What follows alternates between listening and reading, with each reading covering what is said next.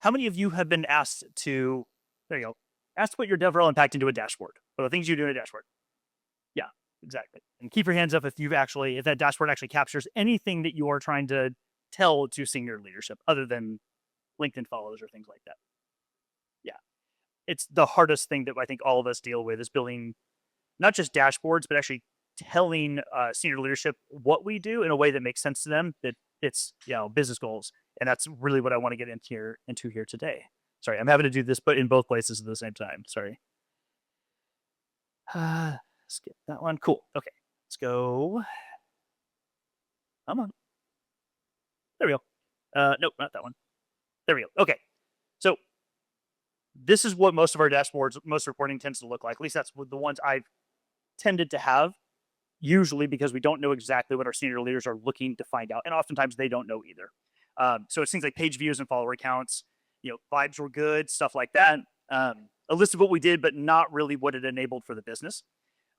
It's really just activity without context, effort without impact, stuff like that. It unfortunately reads more like a scrapbook than it does like actual data reporting. And I think that's honestly, I know it's a little spicy take to say this, but I think that's honestly why when DevRel gets impacted by riffs and things like that, I think this is more often why that happens, because senior leadership doesn't understand how your work and all of our work actually connects to real business objectives or business outcomes.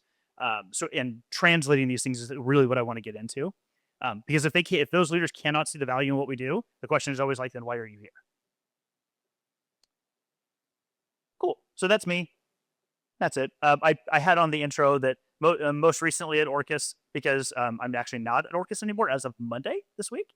So it's a little interesting to be here. My first time ever actually doing that. So, but if you want to connect, I'm on LinkedIn and all the socials and stuff at Jeff Bulltech. You'll find me everywhere. Star Wars stuff, everywhere you can possibly think of. Cool. Move on, just to make sure that I'm keeping up with time. All right. So we all speak developer. Hopefully we all speak developer. Whether you are a developer or not, that's a matter of a different kind of conversation about being a developer advocate or a developer, but we all should be able to speak to them and speak their language. But our leaders, your boss, your CFO, whoever it happens to be, they speak things like margin and risk and pipeline. That's what they talk about. That's what they actually care about. And really the space between those two things, there's two different languages, that's the translation gap that we really need to be able to fill, because it's not really a communication issue. It's a visibility issue. That gap is why, to me, DevRel most often gets impacted whenever things are happening. I kind of mentioned that. I've joked with this a couple different times with people earlier today that if you think throughout the week, like, oh, I jumped into Discord and we're engaged with a bunch of different community members and it went great. But if you tell that to your boss, or who may not know, what they probably just heard is, so you talk to a bunch of people online? What? Okay. How did that close it? Did that close a deal? Did that do? Like, that's what it sounds like. And so what we really need to be able to do is actually change what we are saying so that we're telling the right story about what we actually did. Because it isn't just you talk to people. It's something more like you solved the technical issue before that escalated. You could have prevented support tickets, things of that nature in this example. So a more appropriate translation might be something like, I prevented X number of support tickets and freed up a bunch of different hours for engineering because by interacting with these community members. There might be a more concise way to say that, but the point of that is tell that to somebody, because that makes sense. Like, engineering's already backed up with all their work. We don't need some more support. We haven't even onboarded a customer success team yet. Okay, that's really helpful. Sounds a lot better to them than I chatted with a bunch of folks on social. So same type of work, completely different story. The crux of the session today is just going to be about that. We're not really changing what DevRel does. The point of this is to change how it's seen and how it's measured. So that we try to really make the whole idea of the invisible things you do every day more impossible to ignore, or impossible to ignore. All right. So in my experience, the most valuable work that any of us do in DevRel is the stuff that most everyone outside of DevRel doesn't really see. And that's kind of by design. We don't want that work to be noticed in the way that most people would think.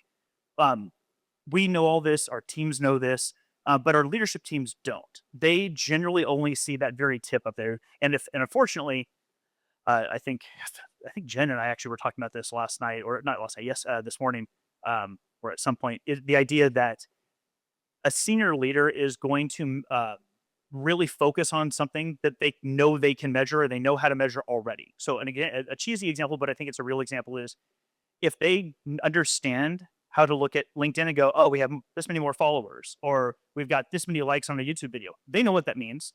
That measurement makes sense to them. But what also is the problem is if you just tell them I put more videos up there, they're going to think about that immediately and again question like, well, what is this? Great, but what does it actually do for our business?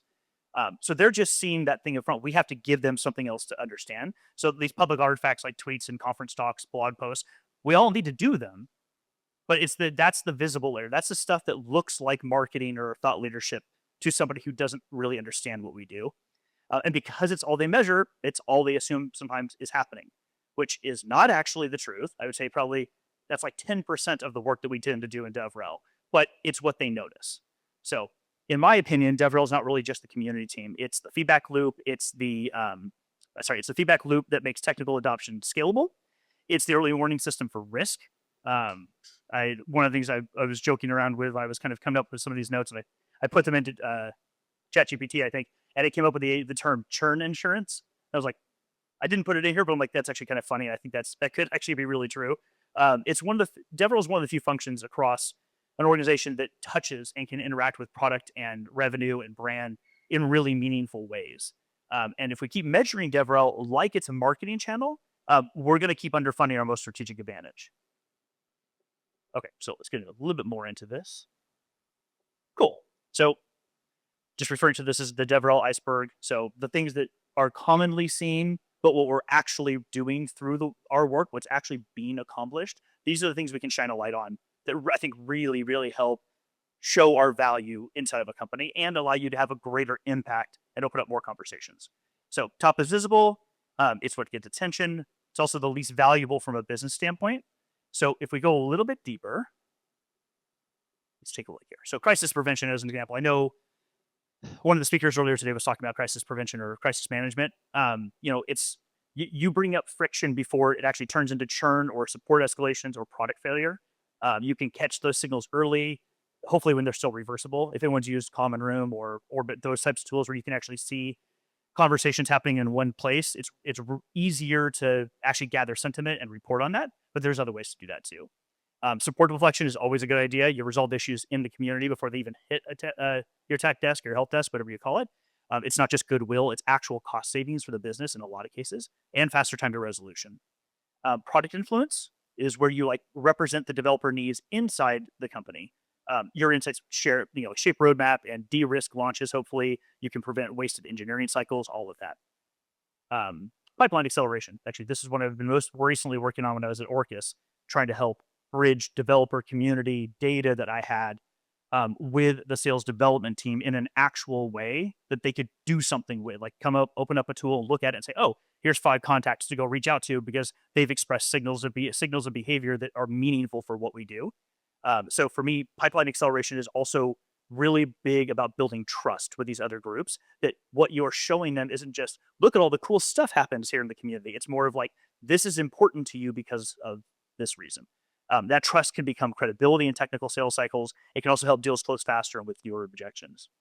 So you're not just growing your community, you're actually building a network of third-party builders, integrations, and advocates, which turns into a really long-term platform scale for you. It's in many cases, it can be pretty silent work to most, but it's the long game work that we really need to spend our time on. And it's the work that drives adoption, loyalty, and a competitive edge. We see it as community building. We see people in the community, but what you're actually getting out of that is people who want to stick around with your technology and use your technology, and then sales and others can look at those intent signals and use that. What your job is to show them how to do that. So today, hopefully this session, what I'm really trying to get across is not me telling you how to go connect with developers. Hopefully you're all good doing that. That's kind of the point of being a DevRel. It's really how to increase the strategic visibility of your work. There's an actual table on my screen that's like 5 of these, and for some reason, every time I copied it over from Canva to put into this format, it cut off this box. I have no idea why, but I'll tell you the 5. The version I put out there will actually have the correct image on this. The 5 layers listed here that should be listed are instrument, report, align, forecast, and advise. I'll make sure everyone can have a copy of this. So I'll just talk to them very briefly. Instrument, it's the foundation. This is where you need to be tagging and tracking and connecting relevant fields to data fields such as like in your CRM. A couple examples of this would be like form fill UTM activations, new contacts from your community. You're trying to make, in this stage, you're trying to make DevRel actually traceable so that you can see where things are coming in and where they're going. So people signing up for your tooling, submitting a form, all of that. So you really want it to be the difference between we did stuff as the thing you say and being able to show where it happened and who it reached. The second is reporting. Now that you've got some data, you start translating it, and you actually put those into impact reports. Revenue, it can depict revenue that was influenced. It could be support deflections, roadmap insights, things of that nature. But it's where DevRel really becomes legible to the business. And you're not just talking to in community terms anymore. You're actually talking in business outcomes. Stage 3 is align, which is once you're reporting clearly, it's time to actually integrate. So that's where you want to pull the metrics you have kind of set up in the previous two and put it into various dashboards that may exist already for your go-to-market teams, sales, marketing, product, customer success. Tools they're already using, dashboards they're already using, either in existing ones or build one in the same platform that they use. So there's a comfort level for them. They're not having to learn something new because like, well, I like to build my stuff in Vercel and you have it all in Grafana. It's like, well, then just, I mean, that's a simple thing, but put it where they are. Just like in community, go where your members are. Don't just build a form and say, this is my community. Is it successful because I got people here? It's like, well, if there are over here, then that's where we go. Forecast, stage 4. So at this point, your data, DevRel data, isn't just reactive. Hopefully, it's predictive because what you've done is now bring to light things that are, again, intent signals, signals of behavior, whatever term you want to use for it. You're starting to bubble that up so people can look at it and actually ask questions and make decisions based off of it. And hopefully it can start to inform roadmap prioritization because you can see trends and make suggestions and to really discuss those details. And it can show where growth is happening and where support's going to be needed either now or in the future. It can also help with hiring plans and go-to-market timing. I'll have a couple examples in a minute about that, and a variety of other things. And then stage 5, the last one is advise. It's the final shift. It's where all of us in DevRel aren't just like feeding insight upward. We can actually use it to shape strategy because then when we can actually say, look, you can see this. You can see that these are the trends that are going on. This is what people are actively talking about and asking for. That's the reinforcement for what we should be building or evolving in our product line. And if that's not happening, that's where you get to really show, I think, even more leadership value yourself, whether you're a people leader or not, is by bringing that information to your boss or more senior leaders and explaining that sort of the data-driven decision making. Like I'm telling you that, or the suggestion I'm making is that we make these 2 changes to the roadmap or we add this feature to our product. And I'm saying this because of these intent signals that we're seeing. People asking questions. I could see it in the community data itself.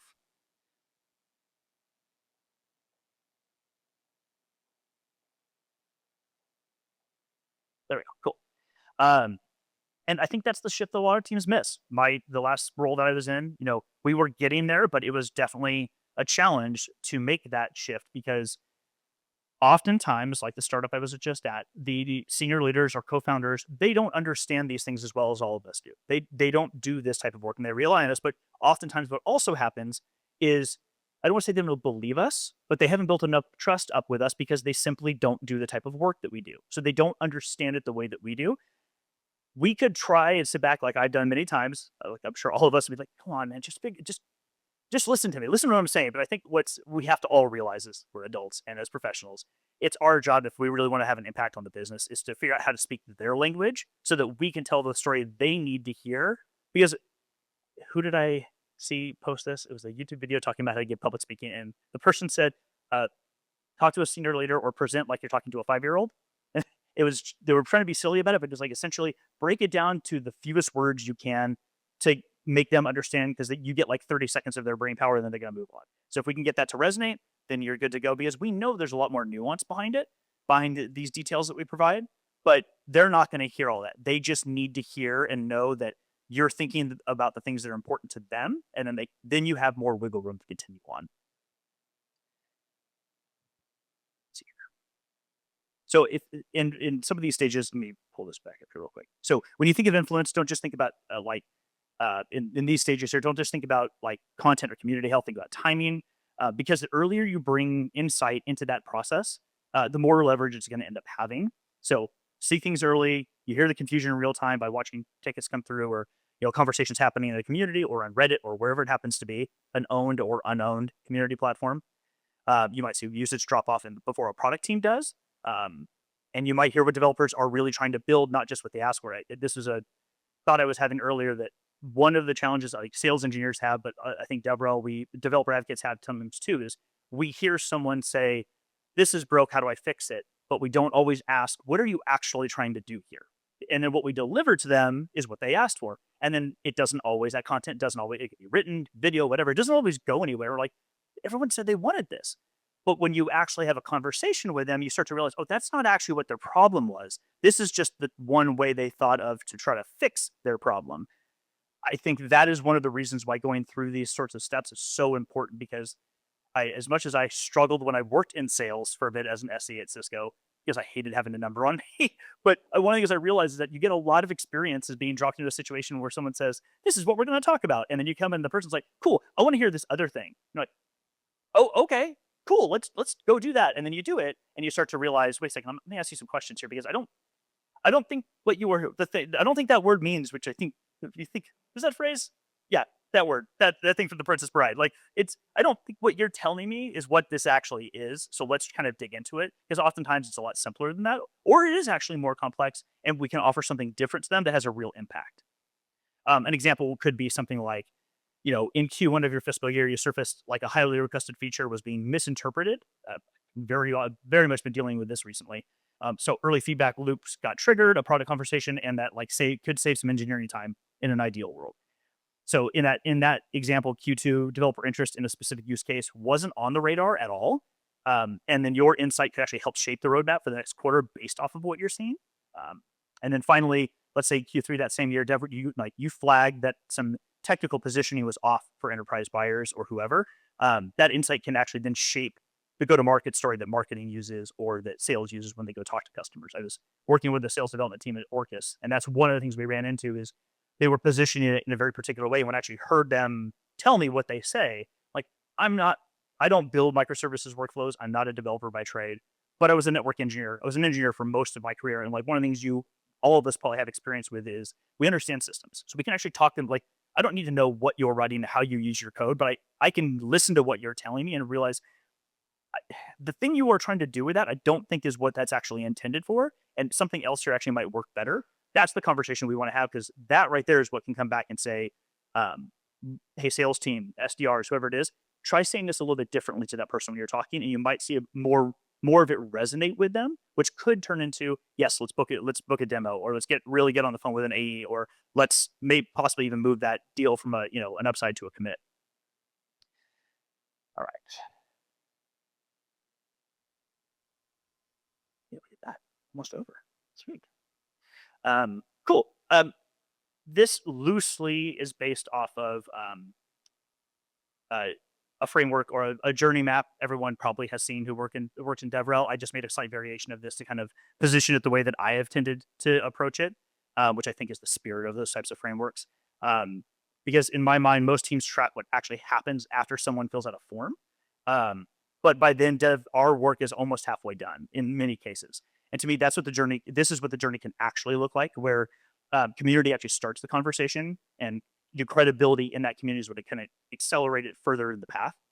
Um, and importantly, I said this earlier, each of these is trackable and it's not always in a CRM though. But they need to be measured and we really do need to show that stuff to leadership. I mentioned as a simple example, UTMs earlier. I know that's one thing that can be used, but we attributing our work to something like I did X with this platform, and then I can put that someplace. I can check a box or I can mark that somewhere that can be actually tracked and reported on is really, really important because otherwise it turns into just, hey, I did a thing this week. Well, I mean, cool, but what do we do with that information? Um, yeah, so in cases like working with sales or sales development as an example, you're not trying to claim the entire deal. That's not really the point. The point is to show that DevRel or developer community is actually helping make that deal happen or advancing it further into the deal cycle by building trust, solving problems, or getting the right info to the right person. A practical example of this is I mentioned common room once or twice. I've used it many times in this last role I had one of the things we just built is using the scoring mechanism in that tool. I worked with our sales development manager to create a score that fit how they approach sales development, like their actual methodology that they wrote out. So we built it around that and then created segmentation to automatically filter based off of their team so that all their team members had to do is come in every day and go, they click their name in the list. It was connected to HubSpot. So it would only show them contacts that fit the scoring criteria that they would prioritize normally. And they would go, oh, instead of 50 people on a list, there's two. They'd look at them both and say, great. We set up Apollo sequences. So they checked it off, add to sequence. Oh, they were like, so I'm done? Yeah. And now they actually had time for all the other people they were going to reach out to and actually spend a lot of time researching and really craft something unique for that customer or that person because there was something really important there. They could get almost the low hanging fruit off their plate within minutes and move on. It was a tool that did that, but using the tool to solve the problem they were having, took a conversation with them and listening to find out what does your day look like? Like how long is this stuff taking you? And they would explain it.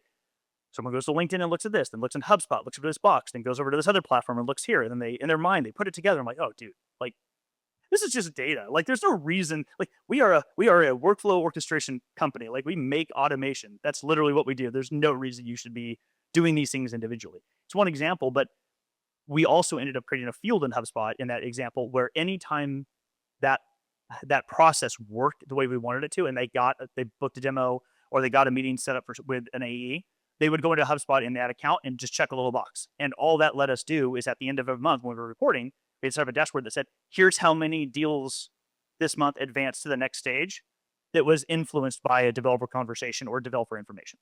It was really simple, but the point of it was the developer community, developer data and interactions are having a positive impact on progressing the deal cycle.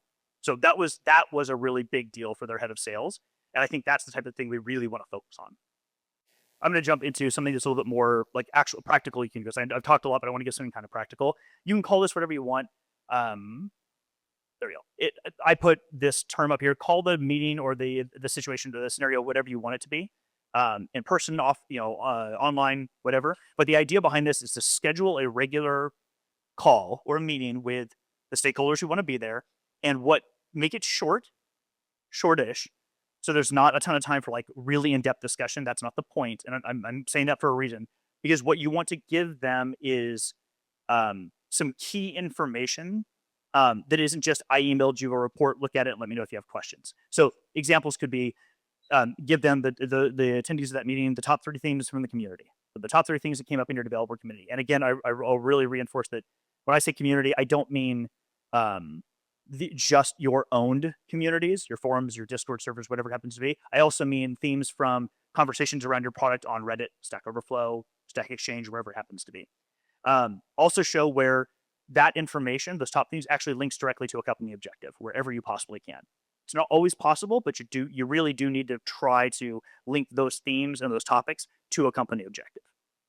And then for each of these things you put on that list, recommend one of the following: act, watch, or park.